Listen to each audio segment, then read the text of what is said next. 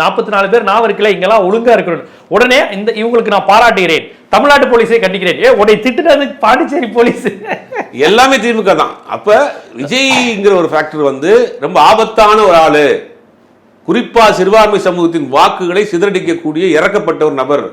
மைக்கேல்பட்டி விவகாரத்துக்கு பேச மாட்டாரு, திருப்பரங்குன்ற விவகாரத்துக்கு பேச மாட்டாரு, ஆனா நேரு விவகாரத்துக்கு மட்டும் முந்திக்கிட்டு வர்றாரு.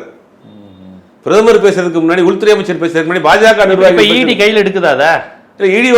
இடி தான் வழக்கு பதிவு செய்ய சொல்லி இந்த ஸ்டேட் கவர்மெண்ட்டுக்கு அமைச்சிருக்காங்க. அது விசாரணை, லஞ்ச ஒழிப்புத்துறை விசாரணை நடத்திட்டு இருக்கு.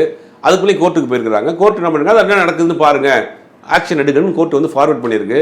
விசாரிச்சுட்டு அறிக்கை கொடுக்க போறாங்க, அதில் ஏதாவது ஊழல் நடந்திருக்கா இல்லையானு. அதற்கு முன்னாடியும் 1000 கோடி, அதுக்கு முன்னாடி 2000 கோடி பெரிய ஊழல் பண்ணிட்டாரு அப்படின்னு ஒரு பிம்பத்தை கட்டாங்க. தேர்தல் முடிஞ்ச பிறகு ரூல்லே பண்ணலங்க, அதுக்கு அடிப்படை ஆதாரம் இல்லைன்னு தள்ளுபடி பண்ண பண்ணுவீங்க. எல்லாருமே குற்றச்சாட்டு வைக்கலாம், ஆனா ஆதாரம் வேணும்ல உங்களுக்கு, அது நிரூபணம் ஆகணும்ல. அதுக்கு முன்னையும் இந்த அறுவடை செஞ்சிடணும். திமுக மேல அதுக்கு முன்னையும் சேர வாரி தூத்திடணுங்கிற ஒரு வேலையை செய்யறாங்க.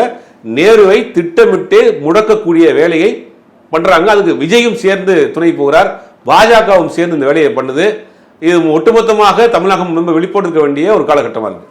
பார்ப்போம். பொதுவாக மாநில அரசுகளை வஞ்சிக்க அல்லது காலி செய்ய நேரடியாக மக்கள் ஆதரவு பெற்று இருக்கின்ற அரசுகளை இடி, சிபிஐ இதன் மூலமாக இப்ப தேர்தல் ஆணையம் கூட அந்த பட்டியல வந்துருச்சுங்கிறாங்க. சென்சார் போர்டுல இருந்து எல்லாமே அந்த பட்டியல வந்துருச்சுங்கிறாங்க. இந்த மாதிரி மக்களால் தேர்ந்தெடுக்கப்படாத அமைப்புகள், மக்களால் தேர்ந்தெடுக்கப்பட்ட அரசுகளை கட்டுப்படுத்துகின்ற கொல்லைப்புற வழியாகங்கிற ஒரு வார்த்தை ஆளுநர் அப்படிதான் சொல்லுவாங்க. இது ஜீவானந்தன் சொன்னாரு, பெரியார் சொன்னாரு, பி ராமமூர்த்தி சொன்னாங்க 52 தேர்தலையே.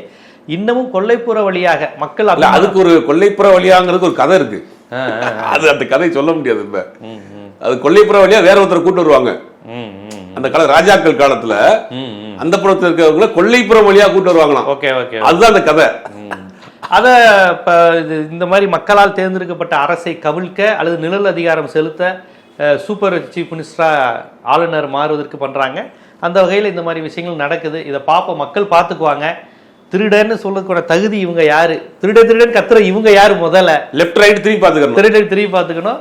இது எப்படி தூய சக்தியே வந்து வரிகை பண்ண உட்கார்ந்துருக்காரு. தூய சக்தி தான் தூய சக்தின்னு சொல்லக்கூடியவரே அரசாங்கத்திற்கு வரக்கூடிய 1.5 கோடி ரூபாய் ஏமாத்திட்டு உட்காந்து வழக்கு போட்டுக்கிட்டு இருக்காரு. அதான் பார்ப்போம் இது என்ன நடக்குது, அடுத்த கட்டம் என்ன. நீங்க சொன்ன மாதிரி அரவிந்த் கெஜ்ரிவால், செந்தில் பாலாஜி, ஹேமந்த் சோரன், கவிதா இப்படி தொடர்ச்சியாக மாநிலத்தில் வலுவாக இருக்கக்கூடிய அமைப்புகளை அழிப்பதற்கு, காலி செய்வதற்கு, மிரட்டுவதற்கு, இல்லைன்னா வாஷிங் மிஷின் ரெடியா இருக்கு வா என்று அஜித் பவார்